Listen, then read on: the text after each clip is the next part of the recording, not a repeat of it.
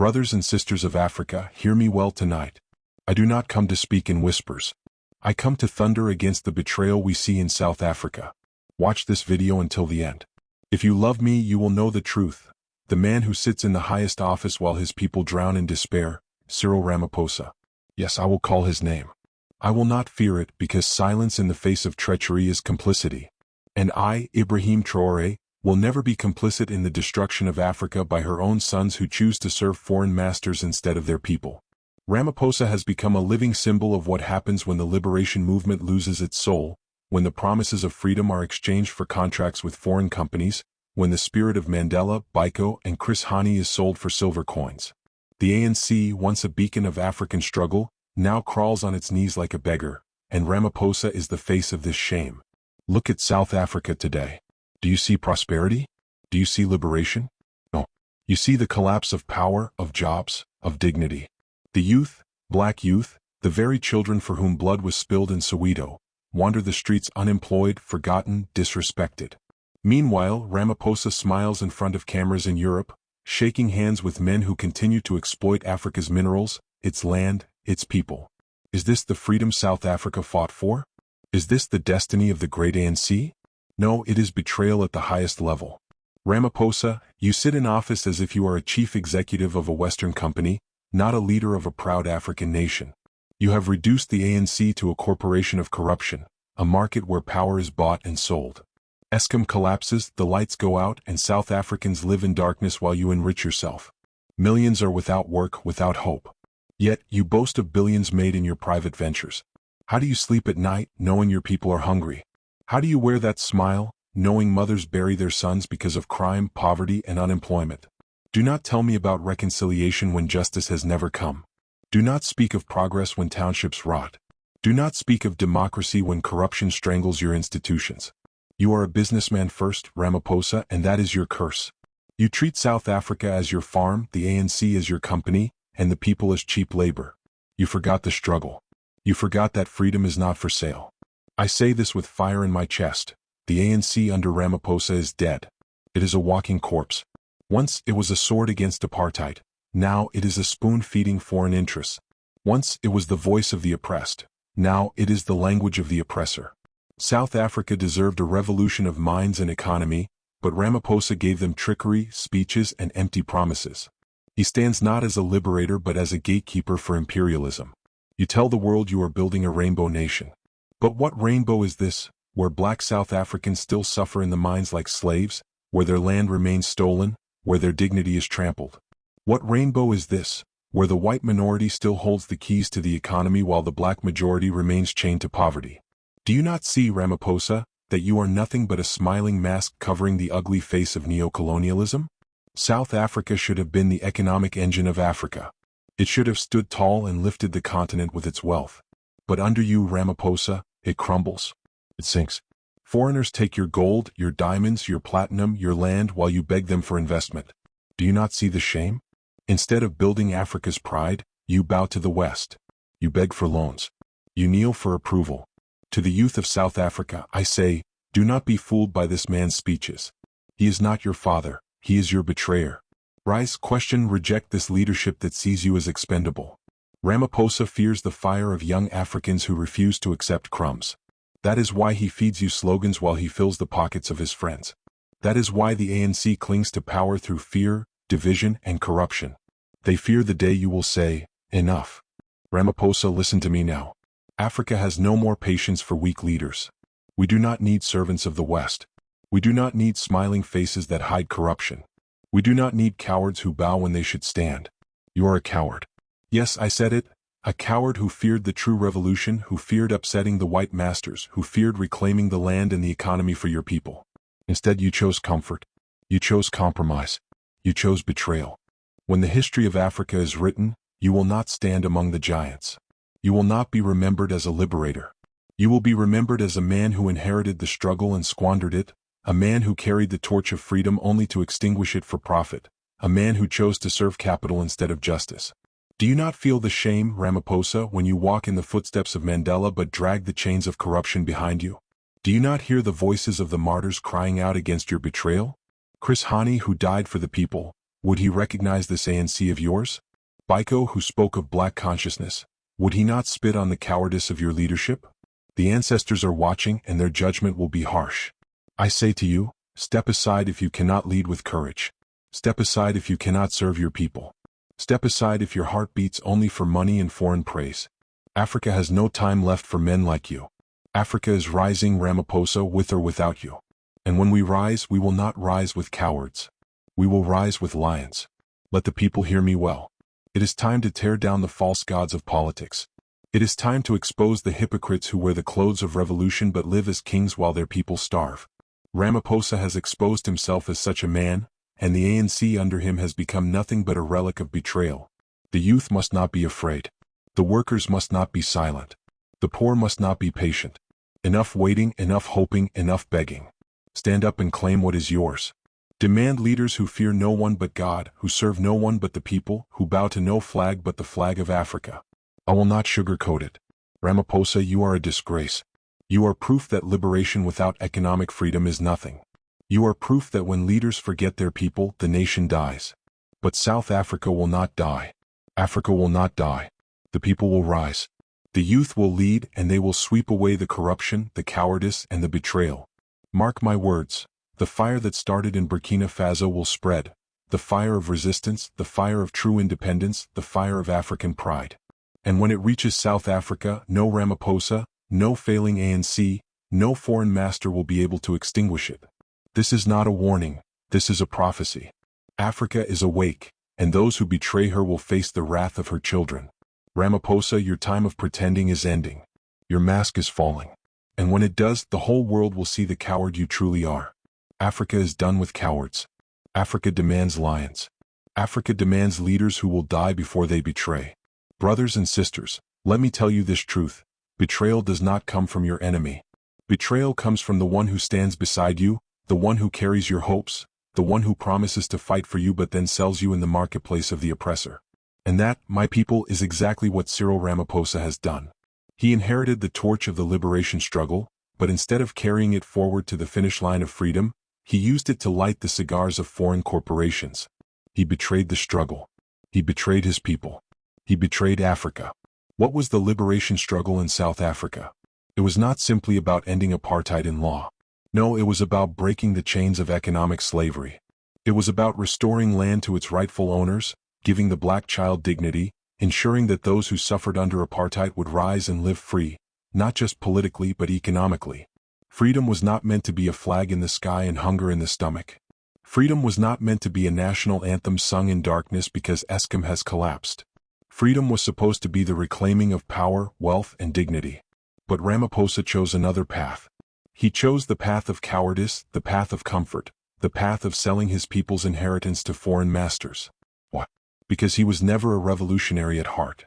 He was always a businessman. And what does a businessman see? Profit, not justice. Contracts, not liberation. Shareholders, not citizens. The ANC under him became less a liberation movement and more a corporation serving foreign shareholders. Look at the mines. Look at the gold, the platinum, the diamonds. Who controls them today? Is it the black South African people who bled and died in Marikana, who sacrificed in Soweto, who buried their children during apartheid? No, it is still the foreign companies, the same structures of exploitation dressed in modern suits. And Ramaphosa, instead of taking back control, stands at their service. He protects their interests. He ensures their profits. He tells them, do not fear. I am your man. This is betrayal. Do you remember Marikana? Do you remember the massacre where workers demanding fair wages were gunned down like animals? Where was Ramaphosa then? He was on the side of the corporations, not the workers. He was in the boardrooms, not the mines. He was with the bosses, not the people. That moment revealed his true heart. A man who would rather protect profit than protect lives, a man who has chosen the side of the oppressor while wearing the clothes of the liberator. And what of land reform? What happened to the promise that land would be returned to the dispossessed? He speaks of it in vague terms. He delays. He commissions reports. He promises but he never delivers. What? Because to deliver land would mean confronting those who still hold it, those who finance his campaigns, those whose approval he craves in the West. Ramaphosa will not confront them. He bows to them. He negotiates with them. He begs them. He serves them. This is not leadership. This is servitude. And what of the ANC itself? The ANC that once carried the dreams of Africa's oppressed is now nothing but a mask. It wears the clothes of revolution, but its heart is owned by corporations. It sings the songs of freedom while signing contracts of betrayal. And at the head of this hypocrisy sits Ramaphosa, the smiling betrayer. He attends global forums to boast of South Africa's open economy. But that open economy means open looting, open exploitation, open robbery of the people's resources. Do not be deceived, my people. Ramaphosa is not building a South Africa for South Africans. He is building a South Africa for investors. He is building a playground for Western companies who come to dig, to mine, to exploit, and to leave nothing behind but poisoned soil and broken communities. This is not the dream of Mandela. This is not the struggle of Biko. This is not the sacrifice of Chris Hani. This is betrayal. And betrayal has a price. The price is unemployment. The price is poverty. The price is youth wandering hopelessly in the streets. The price is crime that devours communities. The price is a nation that bleeds while its leader smiles in foreign capitals. Ramaphosa, you were supposed to finish the fight. You were supposed to break the chains. You were supposed to take the liberation struggle to its true end, African ownership of African resources. But instead, you sold the soul of the ANC and turned South Africa into a playground for the very powers the struggle fought to defeat. You are not the heir of the struggle. You are its gravedigger. I say to the people, never forgive betrayal. Never accept it. The struggle is not over. It has only been hijacked. The youth must reclaim it. The workers must reclaim it. The poor must reclaim it. Because the liberation struggle belongs to the people. Not to Ramaphosa, not to the ANC, and certainly not to the corporations. Let me tell you what I see when I look at the ANC under Ramaphosa. I see a corpse. Yes, a corpse. Once upon a time, the ANC was alive, filled with the blood of revolution, the fire of sacrifice, the heartbeat of millions who dared to dream of freedom. But today, under Ramaphosa, it is no longer a movement. It is a rotting carcass. It still wears the clothes of struggle. It still sings the songs of liberation. But inside there is nothing but decay, corruption, division, and death. When you touch a corpse, it is cold. That is the ANC now. Cold to the cries of the poor, cold to the hunger of the people, cold to the pain of the youth. Once, it was the spear of the nation. Now, it is a dull knife rusting in the hands of greedy men. Once, it struck fear into oppressors. Now, it strikes only deals in back rooms. Once, it stood for the liberation of the African child. Now, it stands for the enrichment of its leaders. Look at the youth of South Africa. What do they inherit from this ANC? Not jobs, not dignity, not hope. They inherit unemployment, drugs, crime, and despair. They are the children of freedom, but they live in chains of poverty. And while the youth wander jobless, the leaders of the ANC drive expensive cars, wear designer suits, and dine at the tables of foreign ambassadors. Is this not betrayal? Is this not decay? Look at the poor. What does the ANC give them? Empty promises. Every election they are told the same lies. We will deliver jobs. We will deliver housing. We will deliver land. But the poor remain in shacks. The poor still drink dirty water. The poor still wait for electricity that never comes. And while the poor suffer, ANC officials grow rich from corrupt tenders, stolen state funds, and deals that fatten their pockets while the people starve. And look at the nation itself. South Africa, a country so rich in resources, so blessed with potential, is today in darkness. Eskom collapses. The lights go off. Businesses fail. Hospitals struggle. Children cannot study. Do you understand the symbolism? A liberation movement that once brought light to its people now leaves them in darkness. Literal darkness. That is the truth of the ANC under Ramaphosa. And do not tell me this is an accident. It is not an accident. It is the product of corruption, mismanagement, and cowardice. When leaders fight not for the people but for positions, when they care not for the nation but for their faction, when they divide among themselves while the people suffer. That is not leadership, that is rot. And the ANC is rotting from the inside out. Ramaphosa pretends to be the man who will clean the ANC. But how can a man who is part of the rot clean the rot? How can a man who benefits from corruption fight corruption? How can a man who climbs to power on the back of corporate money stand for the people? It is impossible. He speaks of renewal, but renewal cannot come from a corpse. Renewal requires life, and there is no life left in the ANC. And so, my people, you must face the truth. The ANC of Mandela is gone. The ANC of Biko's dreams is gone. What remains is a corpse that stinks of corruption, betrayal, and cowardice. And a corpse cannot lead the living. The youth must not let this corpse strangle their future. The poor must not let this corpse suffocate their hope. South Africa cannot be buried with this corpse of the ANC. It is time to bury it and build anew. I say it again, the ANC under Ramaphosa is a corpse. And Africa has no use for corpses. Africa has use only for movements that breathe, that fight, that sacrifice, that live for the people.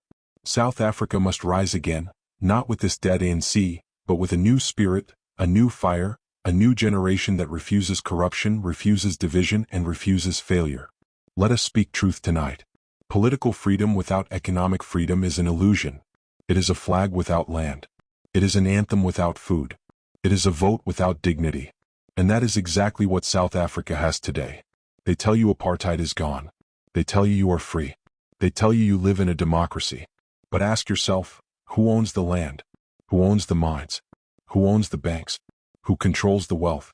The answer is the same as it was under apartheid. Not the people, not the poor, not the youth, not the black majority, but a handful of elites and foreign corporations. And Ramaphosa, instead of changing this injustice, protects it. He smiles for Western approval while his people drown in poverty. South Africa fought one of the greatest struggles of the 20th century. Generations died, sacrificed, and suffered not only to end white rule but to reclaim dignity, to reclaim the land, to reclaim the economy. Because true freedom means nothing if the people are still slaves to poverty. But what has Ramaphosa done with that struggle? He has turned it into a business deal. He has turned the blood of the martyrs into a bargaining chip. Instead of breaking the chains of economic slavery, he polished them and called it democracy. Look at the land question. Decade after decade, the ANC promises land reform. But where is it? The land is still in the hands of a few, while millions of black South Africans remain landless, working on farms they will never own, living in shacks on soil that rightfully belongs to them. Ramaphosa speaks of land reform but delays it, weakens it, compromises it until it means nothing. He dares not anger the powerful landowners. He dares not upset foreign investors. He chooses comfort for the rich over justice for the poor.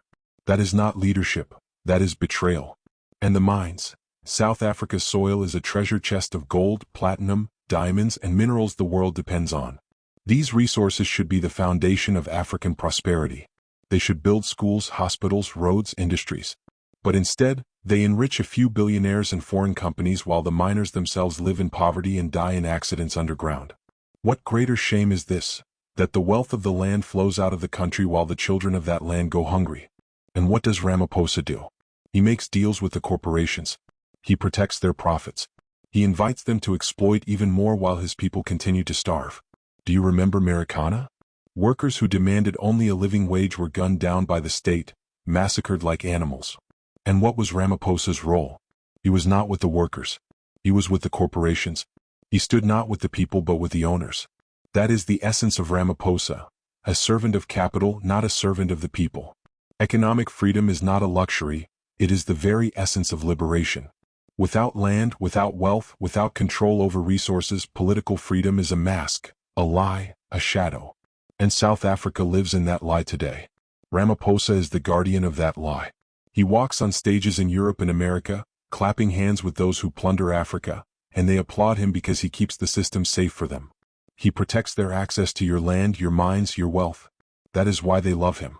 That is why they call him a statesman. But the people, the poor, the youth, what do they call him? They call him a betrayer. Tell me, what good is the right to vote if you still live in a shack? What good is a flag if your children go to bed hungry? What good is an anthem if you have no land to stand upon as your own? That is the question South Africa must answer. Because without economic freedom, there is no freedom. Without ownership of land, mines, and wealth, independence is an empty word. Ramaphosa has abandoned his people to poverty while smiling for cameras abroad. He has chosen Western approval over African dignity. He has chosen foreign investors over his own citizens. He has chosen betrayal over liberation. And history will remember him for it. But I say this to the youth, to the poor, to the workers. Do not accept this false freedom. Do not accept democracy without bread. Do not accept liberation without land. Stand and demand what is yours. Because true freedom is not given, it is taken. And it is time to take back the land, the mines, and the wealth that belong to the people. Africa has no more patience for cowards, no more patience for men who sit in the highest offices of power and serve foreign interests while their own people suffer. No more patience for leaders who speak sweet words in public but betray the blood of their ancestors in private. Cyril Ramaphosa is one such man. He stands exposed not only as a weak leader but as a mask for neocolonialism, a smiling face that hides the exploitation of our people. And I say this to every African watching: we have had enough. Enough of weakness. Enough of betrayal. Enough of pretending that servitude can be mistaken for leadership. What does it mean to be a coward as a leader? It means you fear confrontation when justice demands it. It means you prioritize comfort over courage. It means you bow to foreign powers instead of standing for your people. Ramaphosa has all of these traits. He fears the West more than he fears the cries of his own citizens. He fears upsetting the corporations more than he fears the collapse of his nation. He fears angering investors more than he fears the collapse of his people's dignity. That is not leadership, that is cowardice. Look at the decisions he has made, or rather, the decisions he has avoided. Land reform delayed. Economic independence ignored. Corruption within the ANC tolerated. Crime unchecked. Electricity failing. Education declining. The nation cries out for leadership, and what does he give? Smiles for cameras, speeches for foreign approval, photo ops with the powerful, while South Africans rot in poverty and despair. That is the measure of cowardice. Cowardice is contagious. It spreads through institutions, and under Ramaphosa, the ANC has become a breeding ground for fear. Officials are too afraid to challenge corruption. Ministers are too afraid to enforce justice. Policies are too timid to transform the lives of the people. The people see the decay. The youth see the stagnation. The poor see the neglect, and they lose faith in the very system that was meant to serve them. A nation cannot rise under cowardly leadership. A continent cannot prosper under leaders who bow at the altar of foreign powers. Africa is rising, and we see it across the continent. The people are no longer willing to accept leaders who kneel for the West and smile while their own nations suffer. The youth are awake. Workers are organizing. Communities are demanding accountability. Corrupt elites are being exposed. And the message is clear: we do not need weak men to lead us. We need lions, leaders with courage, leaders who speak truth to power, leaders who put their people above profit. Ramaphosa cannot hide anymore. His mask is falling. The people see it. The continent sees it. And the world should see it. He is a servant of neocolonialism, protecting foreign interests while pretending to fight for South Africans. He has become a symbol of everything Africa rejects: cowardice, compromise, and betrayal. And that is why Africa will no longer tolerate him. The time for weak leadership is over. The time for excuses is over. The time for fearing foreign powers while your own people starve is over. Africa demands courage. Africa demands justice. Africa demands leaders who will die for their people before selling them for profit. Ramaphosa, you have failed that test. You have failed the continent. You have failed the youth, the workers, the poor, and the vision of our ancestors. And so I say to the people, rise. Rise and refuse to be governed by cowards. Rise and demand leaders who are fearless, who are bold, who are true lions. Refuse the false promises of men who bow to others while abandoning their citizens. Hold them accountable. Expose them. Replace them. Because Africa cannot wait for weak leadership to catch up with the needs of its people. Africa cannot wait for promises that never come. Africa must lead itself through courage, through strength, and through vision. Ramaphosa is not Africa. He is a relic of a failed system, a symbol of what happens when leaders value comfort and foreign praise over their people. But Africa is alive. Africa is awake. And Africa will no longer tolerate cowardice. The lions of this continent are rising. And when they roar, no coward will hide, no betrayer will survive, and no foreign master will dictate our destiny. We are done with men who betray, men who bow, men who fear. Africa demands courage. Africa demands power. Africa demands liberation in truth, not in name. Ramaphosa, hear this: your mask has fallen. Africa is rising, and we will not wait for cowards to catch up with the demands of history.